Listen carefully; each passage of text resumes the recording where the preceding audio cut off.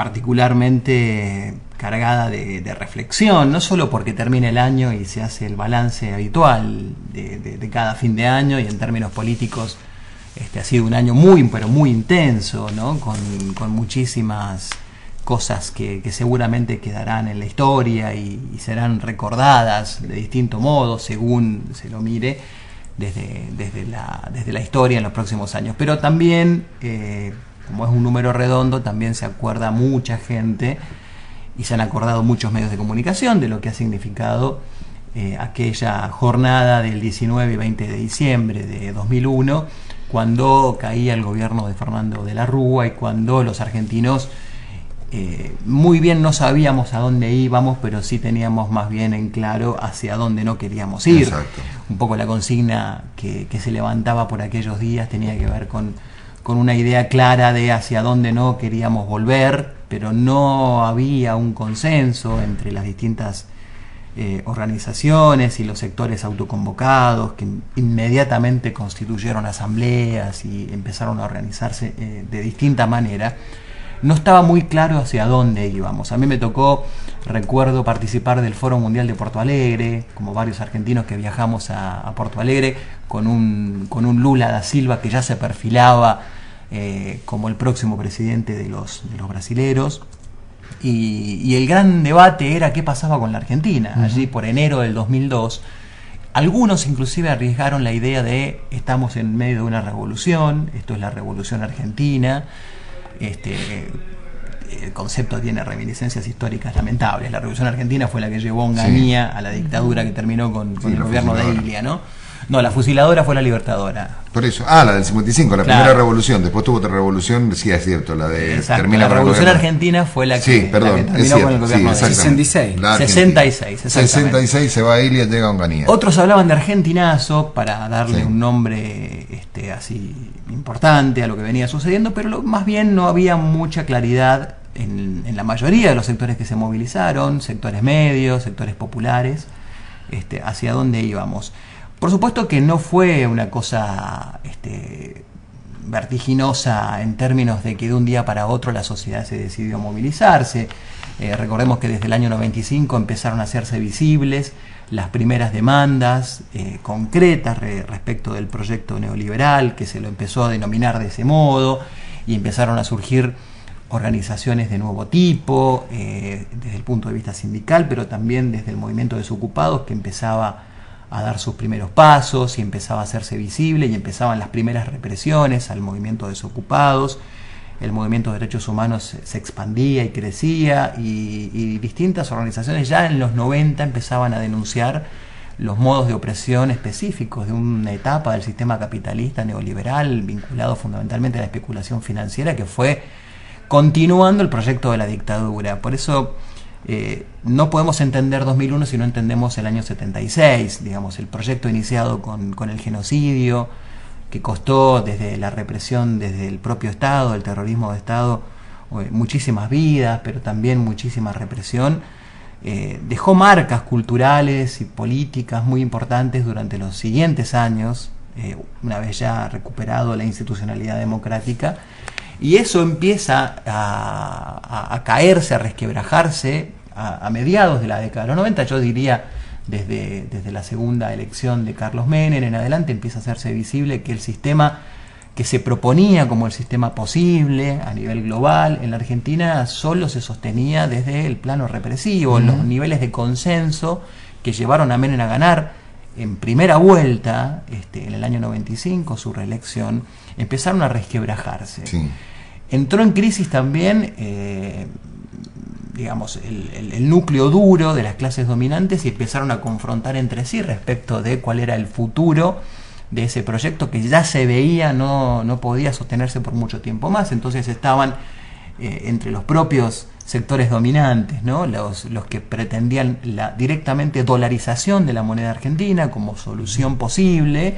En ese espacio encontrábamos fundamentalmente al capital extranjero, encontrábamos a la banca internacional, que ya tenía muchísima fuerza en el país, y hay otro sector que sostenía, dentro de las clases dominantes, de los sectores acomodados, de los sectores que se habían enriquecido en los últimos tiempos, quienes planteaban una devaluación como salida de la convertibilidad y que de alguna manera blanqueara esa ficción del 1 a 1 que duró tantos años, ¿no? Bueno, eso empieza a mediados de la década de los 90 y termina eclosionando, estallando por los aires en 2001. Entonces, lo que estalla en 2001, en todo caso, es el proyecto iniciado en la dictadura, fundamentalmente sus bases de legitimación social, aquellas verdades construidas como verdades únicas, como pensamiento único, aquellos aspectos de la cultura neoliberal. No nos olvidemos que el neoliberalismo es también cultura, no es solo un proyecto económico, es cultura política fundamentalmente, y eso es lo que termina de estallar en 2001, con lo cual se abría una nueva crisis que se iba a extender casi 2 años y que iba a tener una salida allá por 2003, inesperada para muchos, ¿no? Porque en definitiva lo que vino después de 2003 era para muchos insospechado, en función de que no se percibía como posible una recuperación de la política y del país y del crecimiento económico y de la inclusión social, de la mano de alguien que proviniera de los partidos políticos tradicionales, que fueron muy cuestionados, yo diría el eje del cuestionamiento, allá por el año 2001. Entonces llegamos a 2011, casi 10 años exactamente después, con un, digamos, contexto absolutamente distinto, en donde hay, no digo una sepultura definitiva de la cultura neoliberal, que yo creo que la cultura neoliberal sigue vigente en muchos aspectos, en la sociedad argentina está presente todavía, pero en muchos otros planos, en otras dimensiones, se pudo cuestionar y establecer un proyecto político en base al cuestionamiento, ¿no? de aquel proyecto que se iniciara con la dictadura y que eclosionara y que estallara en el año 2001. Y eso es lo que, en definitiva, ha marcado, asignado los 2 gobiernos del kirchnerismo y este perfil que se establece a partir de ahora del tercer mandato consecutivo de un mismo gobierno de signo político de carácter popular encabezado por Cristina Fernández. Es imprescindible para entender este 2011 y el enorme respaldo que tuvo la presidenta, entender lo que pasó en 2001 no como un hecho aislado, digamos, sino como la resultante de una resistencia feroz a un proyecto absolutamente antipopular que fue generando distintos modos de opresión, y esos modos de opresión fueron generando nuevos sujetos de la protesta social, ¿no?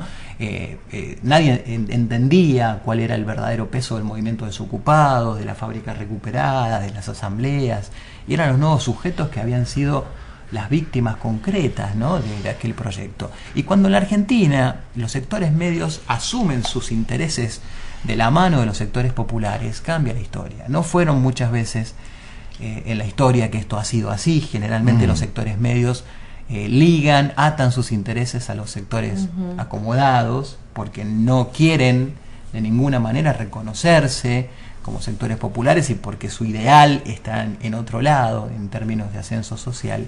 Pero las veces en que los sectores medios articularon sus demandas con los sectores populares, se generan crisis orgánicas capaces de modificar estructuras muy importantes, y para modificar una estructura tan pesada como aquella iniciada por la dictadura, que aún pudo sostenerse después de la dictadura, no es fácil, tuvo que ser muy fuerte, ¿no? Aquello que sucedía por aquellos años, y tuvimos 2 años en una situación de liberación permanente, en estado de liberación los argentinos, y a 10 años luz de eso, parece que fue ayer, estamos ante un país absolutamente distinto, en donde la cultura política, digamos, tiene otra dimensión desde la cual ser pensada, hay una participación de los jóvenes en la actividad política, hay un Estado que interviene en la articulación del conflicto, hay una confrontación desde el Estado hacia las corporaciones, cosa que de alguna manera era imposible, eran las corporaciones quienes manejaban el país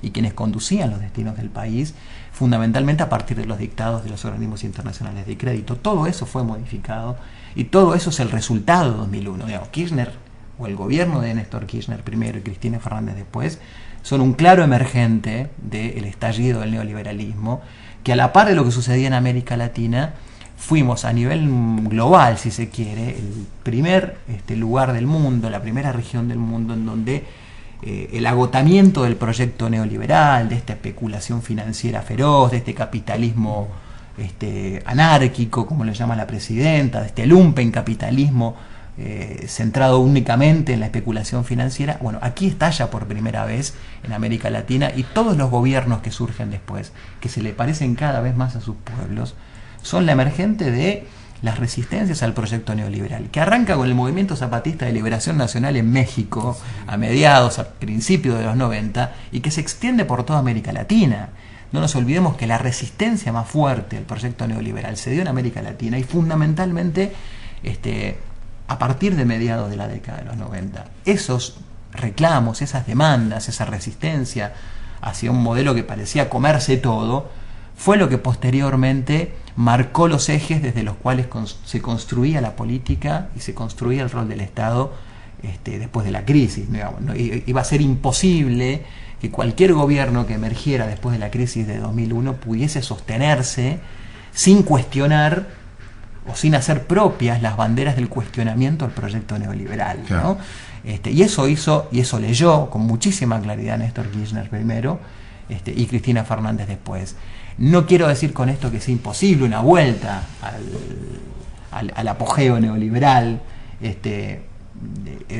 Macri es la resaca, si se quiere, el neoliberalismo, y podemos buscar muchos más ejemplos. El neoliberalismo pero está resistiendo, no está a la ofensiva, está resistiendo ante un proyecto diametralmente opuesto, que cuestiona las bases fundantes, esenciales, desde la cual se entendió el país, se entendió la política, se entendió la relación entre la economía y la política, se entendió la relación entre el Estado y la sociedad, que dominó durante varios años la escena nacional, ¿no? Y que nos llevó a entender, por ejemplo, que la política se hacía en la tele, y no en las calles, y no en las universidades, sino en las fábricas.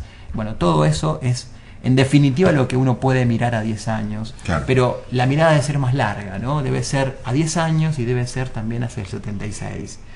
Me parece que son dos fechas importantísimas, que una no se explica sin la otra. Y alguien me diría, algún historiador revisionista me diría, bueno, no se puede entender el 76 sin el 55. Claro. Bueno, es que la historia es tan compleja y los hechos de la historia están tan encadenados. No hay un determinismo simplista, no quiero caer en eso, sí, pero sí quiero decir que es imposible pensar la dictadura del 76 sin pensar la fusiladora del 55.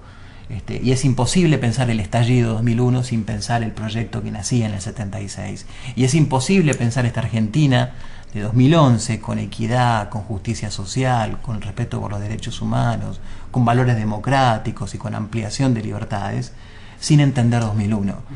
La historia nos va obligando permanentemente a vincular los hechos históricos, a no ver de manera impresionista un momento o una fecha, sino a entender esto como un proceso complejo, virtuoso y con idas y vueltas, con avances y retrocesos, que en definitiva es la misma historia que se nos presenta de distinto modo, ¿no?